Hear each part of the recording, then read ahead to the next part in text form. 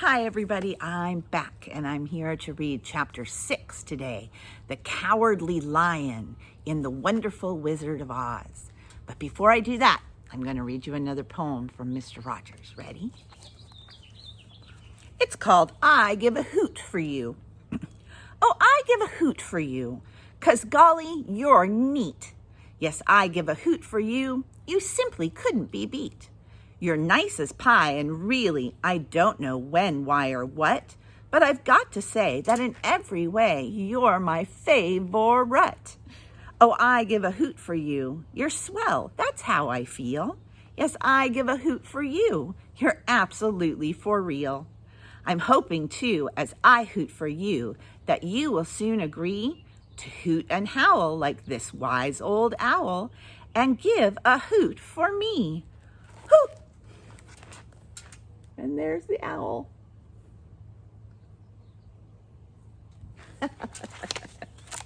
You are my favorite. I hope that you know that. All right, let's read The Wizard of Oz. Chapter 6, The Cowardly Lion. All this time, Dorothy and her companions had been walking through the thick woods. The road was still paved with yellow brick, but these were much covered by dried branches and dead leaves from the trees, and the walking was not good at all. There were few birds in this part of the forest, for birds love the open country where there's plenty of sunshine. But now and then there came a deep growl from some wild animal hidden among the trees. These sounds made the little girl's heart beat fast, for she did not know what made them. But Toto knew, and he walked close to Dorothy's side and did not even bark in return. "How long will it be," the child asked the Tin Woodman, "before we are out of the forest?" "I cannot tell," was the answer, "for I have never been to the Emerald City. But my father went there once when I was a boy, and he said it was a long journey through a dangerous country. Although nearer to the city where Oz dwells, the country is beautiful. But I'm not so afraid so as long as I have my oil can, and nothing can hurt the Scarecrow, while you bear upon your forehead the mark of the Good Witch's kiss, and that will protect you from harm."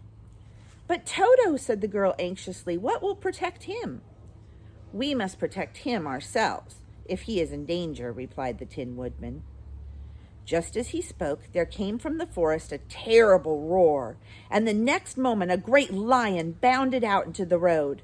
With one blow of his paw, he sent the Scarecrow spinning over and over to the edge of the road, and then he struck at the Tin Woodman with his sharp claws.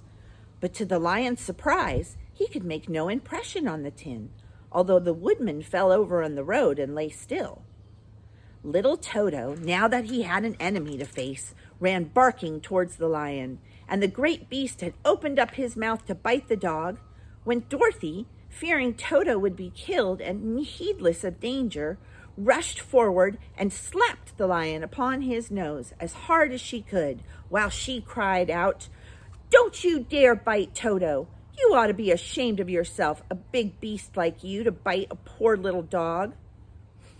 "I didn't bite him," said the lion, as he rubbed his nose with his paw where Dorothy had hit it. "No, but you tried to," she retorted. "You are nothing but a big coward." "Oh, I know it," said the lion, hanging his head in shame. "I've always known it, but how can I help it?"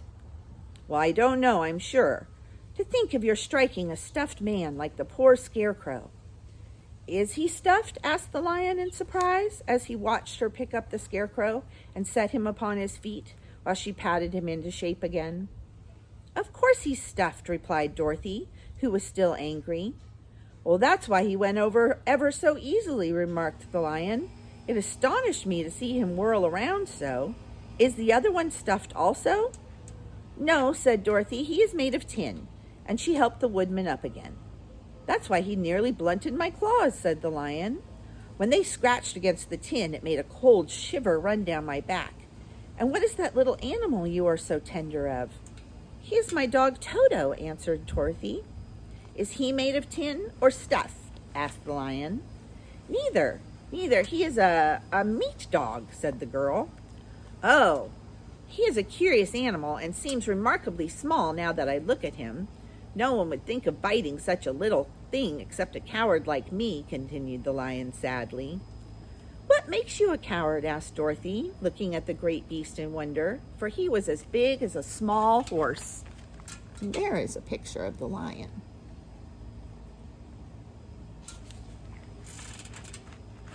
"It is a mystery," replied the lion.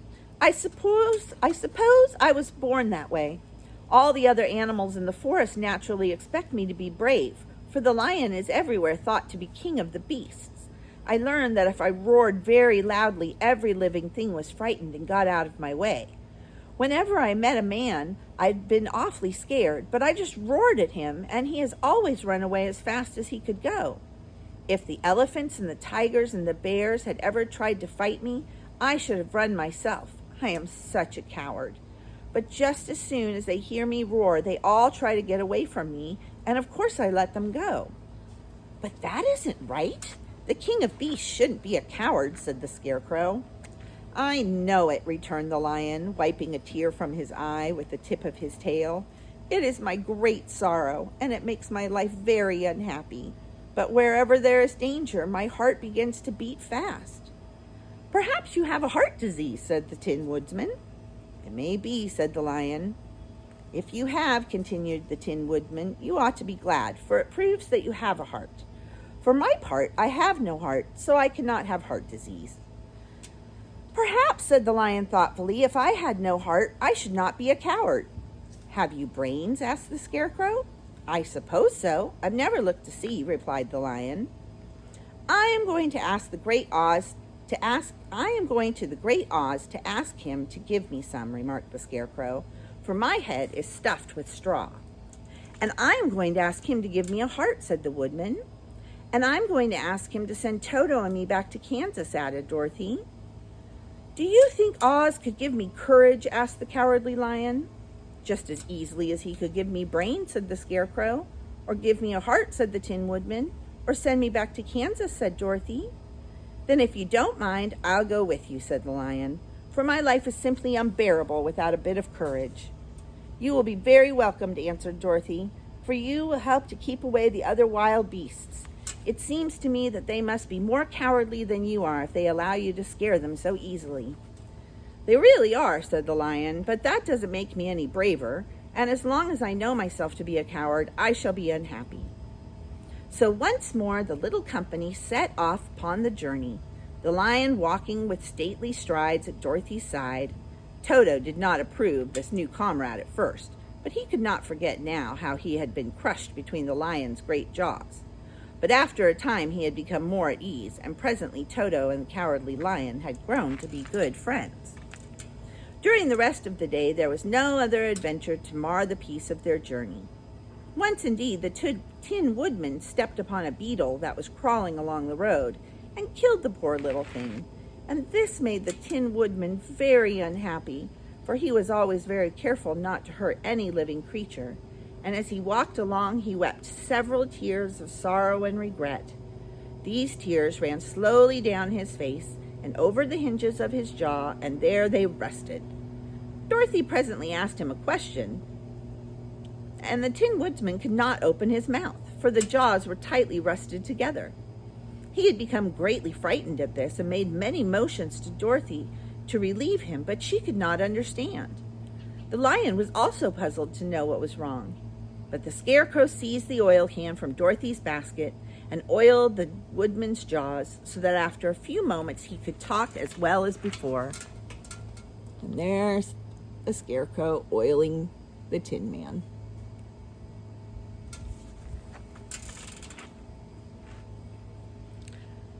"This will serve me a lesson," said he, "to look where I step, for if I should kill another bug or beetle, I should surely cry again, and crying rusts my jaw so I cannot speak." Thereafter he walked very carefully with his eyes on the road, and when he saw a tiny ant toiling by, he would step over it so as not to harm it. The Tin Woodman knew very well he had no heart, and therefore he took great care never to be cruel or unkind to anything. "You people with hearts," he said, "have something to guide you, and need never do wrong. But I have no heart, and so I must be very careful. When Oz gives me a heart, of course I needn't mind so much. And that is the end of the chapter. Tomorrow's chapter is chapter 7, The Journey to the Great Oz. Ooh, so it sounds like maybe they're going to come out of the forest. All right. I hope that you enjoyed that, and I will talk to you later. Bye.